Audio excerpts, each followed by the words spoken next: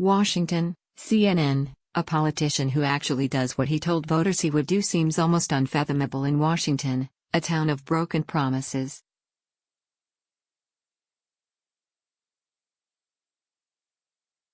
For Donald Trump, being a president who delivers is especially crucial, since it's one of the golden keys to his so far unbreakable bond with supporters.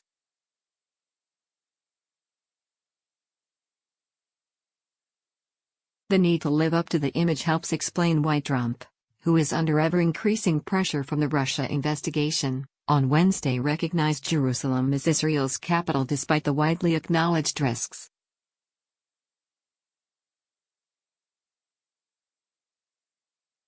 It was just the latest instance of the president obstinately honoring the bumper sticker vows he made to his ultra-loyal supporters, even those that horrify the political and foreign policy establishment, media critics and allied leaders.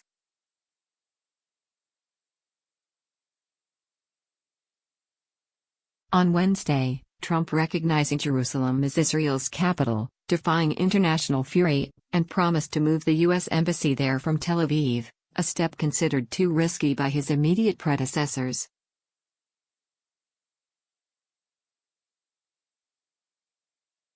When I came into office, I promised to look at the world's challenges with open eyes and very fresh thinking, Trump said in the first words of a speech on Wednesday outlining a sharp shift in Israel policy.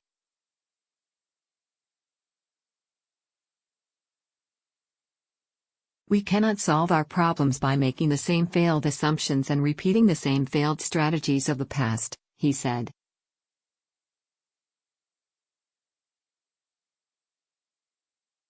He's also lived up to his wider, conceptual promise of being a disruptive force in Washington and around the world.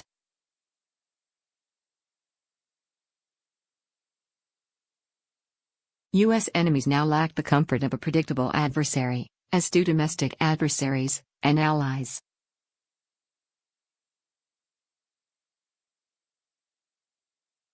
So far, the president has not paid a tangible price for living up to his most controversial promises.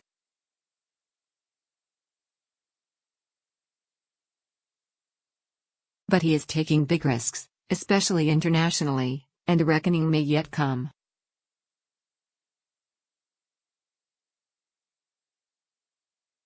Washington has yet to learn whether the backlash among its allies over Trump's latest declaration will leave it alone in an hour of need.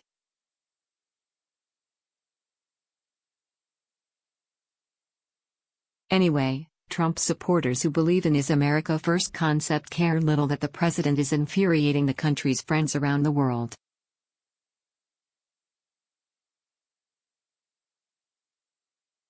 Trump has also been as good as his word in other areas. As promised, he has moved to renegotiate NAFTA, pulled out of the proposed Trans-Pacific Partnership trade deal, walked out of the Paris Climate Accord, targeted the Iran nuclear deal and introduced a travel ban for residents of some majority Muslim nations, while adopting other radical immigration policies.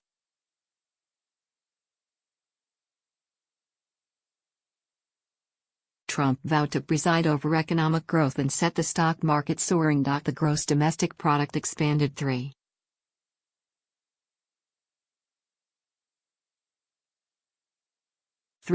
in the third quarter, a three-year high, and the Dow just topped 24,000 points.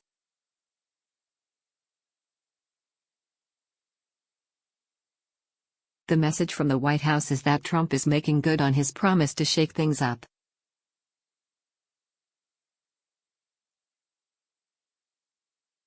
While previous presidents have made this a major campaign promise, they failed to deliver.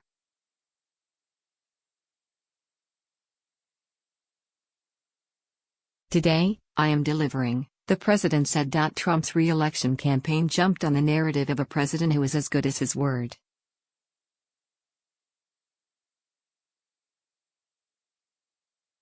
Once again, President Trump has demonstrated the kind of leadership that Washington does not recognize or understand.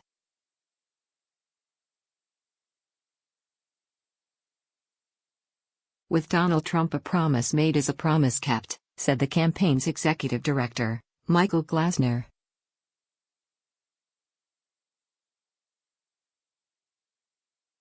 More than meets the eye. But with the presidency, things are rarely so cut and dried.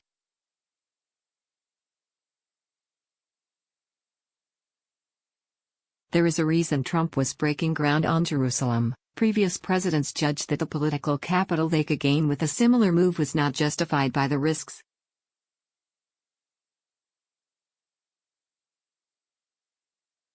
Those have included concerns of inciting Middle East violence or offending Palestinians by prejudging final status peace talks on Jerusalem, a city they also regard as their future capital.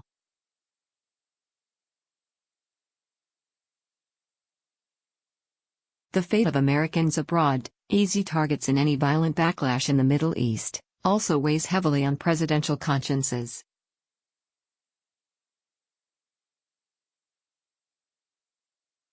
Trump decided to take the risk anyway. Critics might also point out that Trump's list of promises kept is an incomplete and politically expedient one.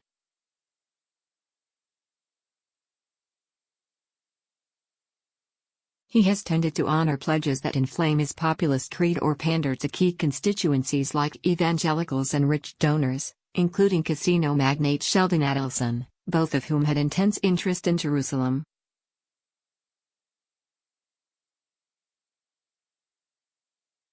But Trump has whiffed on some of his more complex pledges. He's hardly delivered health insurance for everybody like he said he would.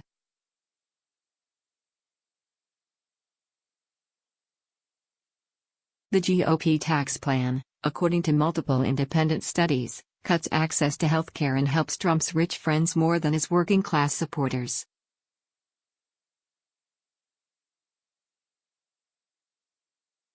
He also vowed to get tough with China on trade. But that has failed to materialize as he seeks Beijing's help in the North Korean nuclear crisis.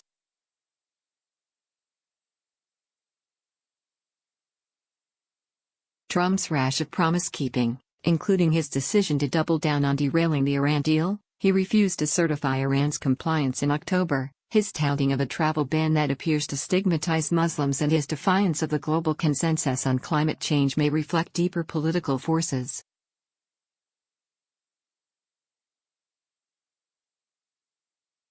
All that may explain why he was prepared to accept the risks of his Jerusalem move, which could stifle his administration's Israeli-Palestinian peace drive, unite U.S. allies in Europe and the Middle East against him, and trigger extremism or reprisals against American citizens and interests.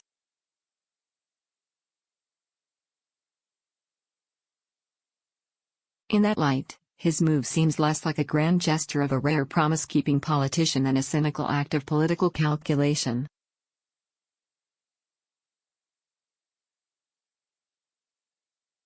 The polarizing nature of Trump's move was reflected in the responses of two veteran former U.S. officials steeped in Middle East politics.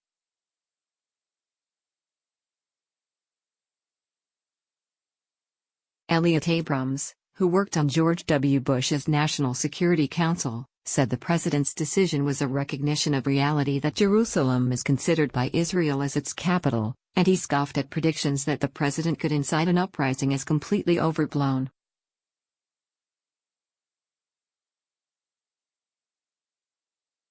There are intifadas among the Palestinians when the Palestinian Authority allows it and foments it, Abrams said on CNN.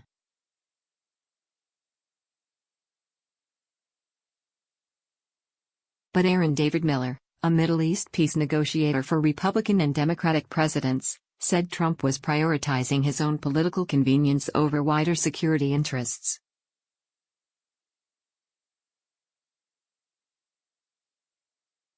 This had nothing, in my judgment, to do with the pursuit of Israeli-Palestinian peace, Miller said on CNN.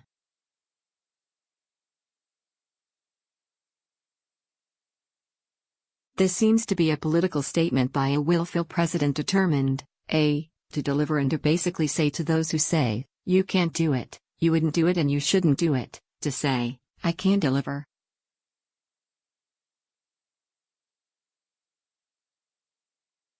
It's not the first time that Trump has defied international opinion to make such a point. His moves on climate and Iran fit the same category.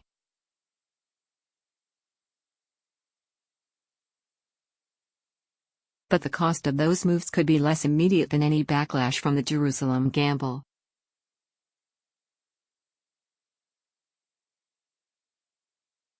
The downside for deserting the fight against climate change, in rising sea levels and ravaged weather patterns, may be decades in the future. The loss of U.S. influence to China yielded by exiting the TPP is intangible right now to American voters. If NAFTA falls apart, the economic consequences may not be felt immediately.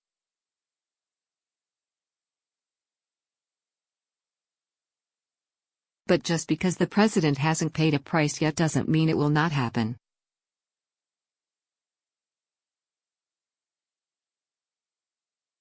And it's also possible, if his luck holds, that the president may become more trusting of his decisions, more disdainful of the advice of allies and establishment advisors, and more tempted to give his instincts full rein.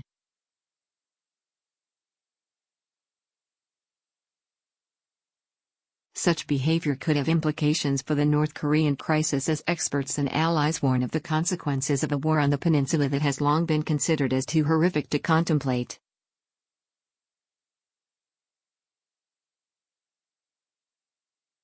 Trump says the isolated state will not be allowed to threaten the United States with a ballistic missile tipped with a nuclear warhead, a prospect that is just months away from becoming a reality.